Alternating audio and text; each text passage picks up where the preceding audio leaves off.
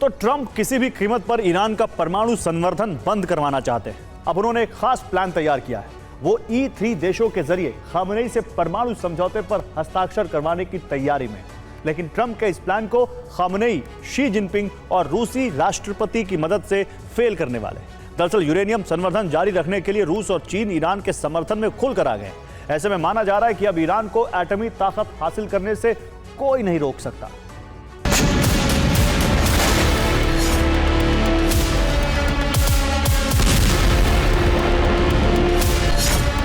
रूसी राष्ट्रपति Vladimir Putin, चीन के राष्ट्रपति शी जिनपिंग और ईरान के supreme leader Ayatollah Ali Khamenei, ये वो ट्रायो है जिसने अमेरिका और इजराइल की टेंशन बढ़ा दी है, क्योंकि रूस चीन अरब में ईरान की ढाल बनकर खड़े हैं और अब ईरान को परमाणु शक्ति का आशीर्वाद दे सकते हैं।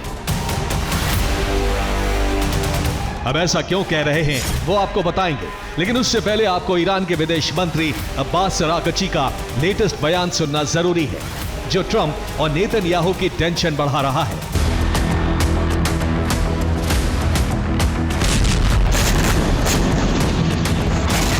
अब्बास अरागची ने साफ कर दिया है कि ईरान परमाणु संवर्धन बंद नहीं करेगा, यानी वो हर कीमत पर एटम बम बनाकर रहेगा।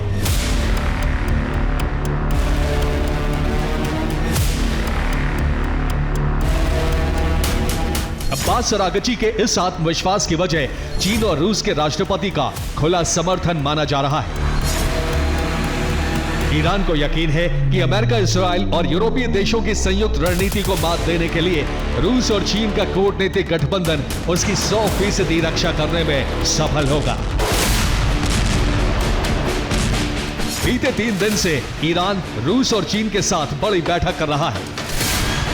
20 जुलाई को मॉस्को में खामेनेई के वरिष्ठ सलाहकार अली लारिजानी की राष्ट्रपति पुतिन से मुलाकात हुई। 21 जुलाई को ईरान और रूस के रक्षा मंत्री मॉस्को में मिले।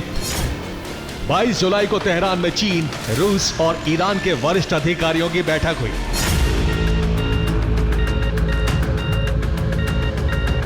इन सभी बैठकों का सिर्फ एक ही एजेंडा था, डोनाल्ड ट्रंप और बेंजामिन नेतन्याहू के हर उस षड्यंत्र को मिट्टी में मिलाना जो ईरान और एटम बम के रास्ते में परेशानी खड़ी कर सकता है। माना जा रहा है कि 22 जुलाई को हुई चीन, रूस और ईरान की त्रिपक्षीय वार्ता में बेंजामिन ट्रंप के नए प्लान पर चर्चा हुई और उसे काउंटर करने की रणनीति तैयार की गई। दरअसल ट्रंप अब 2015 में हुए ईरान परमाणु समझौते में खामेनेई को फंसाने की तैयारी में है, जिसके लिए उन्होंने फ्रांस, जर्मनी और ब्रिटेन को मोहरा बनाया है। ट्रंप ईरान को JCPOA का दोषी ठहराना चाहते हैं।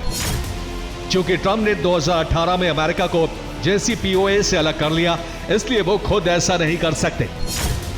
फ्रांस, जर्मनी और ब्रिटेन के जरिए ईरान को घेरने की तैयारी है। 25 जुलाई को E3 देशों के साथ ईरान की बैठक है। इस बैठक में ईरान को परमाणु समझौते पर हस्ताक्षर के लिए दबाव डाला जाएगा। ऐसा नहीं करने पर JCPOA का दोषी ठहराया जा सकता है, जिसके बाद ईरान पर वो सभी प्रतिबंध लगाए जाएंगे जो 2015 से पहले उस पर लागू थे।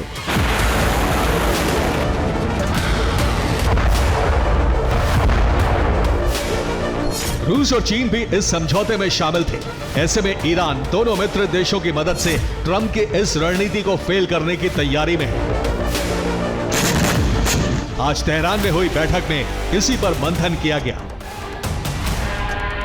साफ है, ईरान किसी भी कीमत पर ना तो किसी दबाव में आने वाला है और ना ही परमाणु संवर्धन रोकेगा, जो अरब में महायुद्ध शुरू कर सकता है। और इजराइल ने इसकी तैयारी शुरू कर दी है।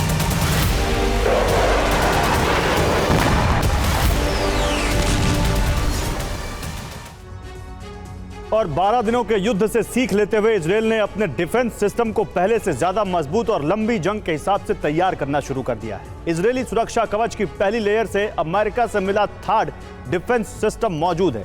कुछ रिपोर्ट्स के मुताबिक इजराइल थर्ड इंटरसेप्टर मिसाइलों का बड़ा ऑर्डर देने वाला है। दूसरी लेयर में इजराइल का आयरन डोम सिस्टम तैनात रहता है, जिसके लिए तामीर मिसाइलों का नया ऑर्डर इजराइल दे चुका है। तीसरी लेयर में मौजूद डेविड स्लिंग सिस्टम को इजराइल अपग्रेड कर रहा है। इजरायली सुरक्षा में चौथी लेयर में मौजूद एरो डिफेंस सिस्टम के लिए एरो इंटरसेप्टर का उत्पादन इजरायल ने डबल कर दिया है। यह डिफेंस सिस्टम बैलिस्टिक मिसाइलें रोकने में सक्षम है। दावा है कि युद्ध के दौरान इसका स्टॉक खत्म हो गया था। ऐसे में इजरायल ने एरो मिसाइलों का 6 महीने का स्टॉक तैयार रखने का लक्ष्य रखा है।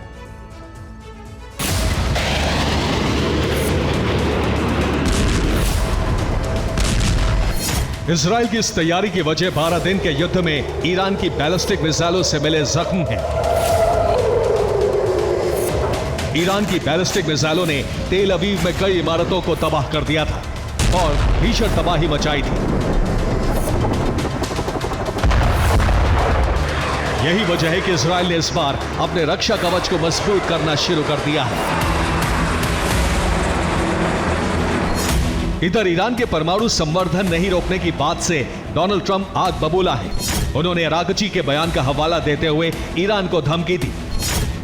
ट्रंप ने कहा, अरागची ने बताया न्यूक्लियर साइट पर गंभीर नुकसान हुआ है। बिल्कुल होगा, जैसा कि मैंने पहले ही कहा था, अगर जरूरत हुई तो हम ऐसा दोबारा करेंगे। अमेरिका पीछे हटने वाला नहीं है।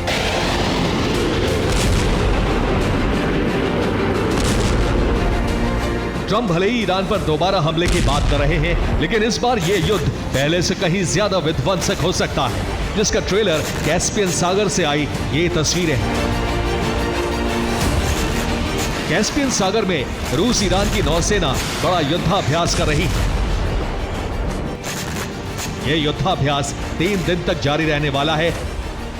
इसे कासारेक्स 2025 नाम दिया गया है। इसमें गहरे समंदर और तट पर जंग का अभ्यास किया जा रहा है। रूस के 4 युद्धपोत इस ड्रिल में शामिल हैं। सिर्फ इतना ही नहीं, चीन, रूस और ईरान की सेना के बीच स्नाइपर प्रतियोगिता जारी है। इसे भी युद्ध की तैयारी के तौर पर देखा जा रहा है। ईरान के रुख से साफ है कि वो यूरेनियम संवर्धन बंद नहीं करेगा। ऐसे में ईरान को रोकने के लिए इजराइल और अमेरिका के पास युद्ध के अलावा कोई विकल्प नहीं है। लेकिन अरब में रूस और चीन की एंट्री होने से ईरान इजराइल युद्ध का नया चैप्टर पहले से भी कहीं ज्यादा विध्वंसक होने वाला है। Bureau report, TV9 Bharat.